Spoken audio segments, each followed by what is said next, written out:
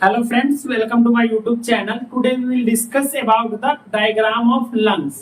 Lungs का diagram के बारे में जानेंगे जो रेस्पिरेटरी सिस्टम का बहुत ही इंपॉर्टेंट टॉपिक है। इस टॉपिक से बार बार क्वेश्चन आता है। आपको कभी डायग्राम को वेल लेवल करने के लिए बोलेगा, कभी एक्सप्लेन करने के लिए बोलेगा। इससे बहुत सारा सब क्वेश्चन बनता है। किससे? जो रेस्पिरेटरी सिस्टम का लंग्स टॉपिक है उससे बहुत सारे क्वेश्चन बनते हैं। तो हम लंग्स का डायग्राम देखेंगे इस वीडियो में मेनली, और पूरा वेल लेवल के साथ। देखिए ये जो स्ट्रक्चर है इसके ऊपर इपिग्लॉटिस होता है, जो हम मेंशन नहीं किए हैं। ये इपिग्लॉटिस इसमें होता है। अब ये जो स्ट्रक्चर है क्या होता है? ट्रेकिया, यानी विंड पाइप को हम ट्रेकिया बोलते हैं, यानी हवा जिससे जाता है उसको हम क्या बोलते हैं? ट्रेकिया बोलते हैं। और भोजन जाता था उसको क्या बोलते थे? फूड पाइप को क्या बोलते थे? इसोफेगस से खाना जाता था। और ट्रेकिया से क्या आता है? हवा आता है। श्वास जब लेते हैं तब, जब हम श्वास लेते हैं उस टर्म को क्या बोलते हैं? इंस्पायरेशन।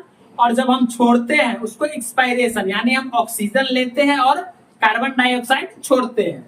तो ये लंग्स का जो डायग्राम है इसमें देखिए, ये जो राइट लंग्स है और ये लेफ्ट लंग्स है, दोनों को दो भाग में डिवाइड कर दिया गया। दो पार्ट अलग अलग है, राइट और लेफ्ट, दोनों लंग्स ही है।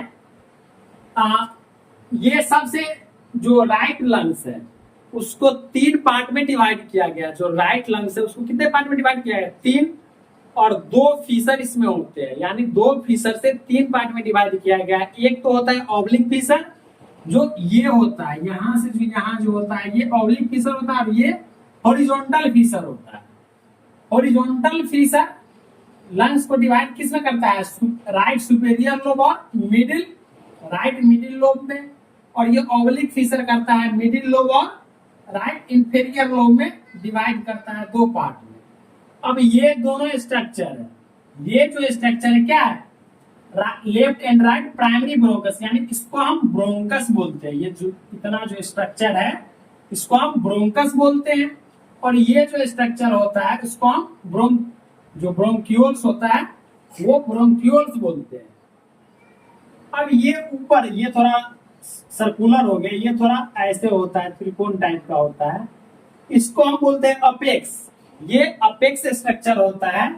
अब ये लेफ्ट अपर, जैसे कि ये तीन पार्ट में डिवाइड हो रहा था तो लेफ्ट लंग दो पार्ट में डिवाइड होता है, यानी जो हमारा राइट लंग्स है राइट साइड का वो कितने तीन पार्ट में डिवाइड हो रहा था, दो फीसर इसमें यूज हो रहा था। उसी तरह जो लेफ्ट साइड का लंग्स है वो दो पार्ट में डिवाइड होता है, यानी एक फीसर यानी ऑब्लिक फीसर इसमें काम करता है। और वो लंग्स को दो पार्ट में, यानी लेफ्ट अपर लोब और लेफ्ट लोअर लोब में डिवाइड कर देता है। ये लेफ्ट अपर लोब हुआ और ये लेफ्ट लोअर लोब हुआ, यानी ऑब्लिक फीसर डिवाइड करता है। और ये एल्वेलाई होता है, यहीं से O2 का एक्सचेंज होता है। मानी मेन काम गैसियस एक्सचेंज का काम कौन करता है? एल्वियोलाई, जो एल्वियोलाई होती है वही करता है। अब ये कैविटी होती है प्लूरल कैविटी, जिसमें कौन सा फ्लूइड होता है? प्लूरल फ्लूइड होता है, वो शॉक एब्जॉर्बर का काम करता है। ये जो प्लूरल कैविटी होती है इसमें प्लूरल फ्लूइड भरा होता है, इसमें प्लूरल फ्लूइड होता है जो शॉक एब्जॉर्बर का काम करता है। और लेफ्ट साइड ही हमारा हार्ट प्रेजेंट होता है, यहाँ स्पेस होता है, उसको जो लंग्स में स्पेस होता है उसको मीडियस्टेनम बोलते हैं, यानी हार्ट ऑक्युपाइड स्पेस को मीडियस्टेनम बोलते हैं, या कार्डियक नोच। ये ऑब्जेक्टिव क्वेश्चन में बहुत बार आया हुआ है। देन ये मसल होता है, कौन सा मसल होता है? Diaphragm muscle. डायफ्राम मसल के द्वारा ही लंग्स कॉन्ट्रैक्ट होता है और रिलैक्स होता है। जो लंग्स होता है उसका कॉन्ट्रैक्शन और रिलैक्सेशन किसके द्वारा होता है? डायफ्राम मसल के कारण ही कॉन्ट्रैक्शन भी होता है और रिलैक्सेशन भी होता है। तो ये होल ओवर डायग्राम था, पूरा होल डायग्राम है, वेल लेवल डायग्राम बोल सकते हैं आप। किसका? लंग्स का।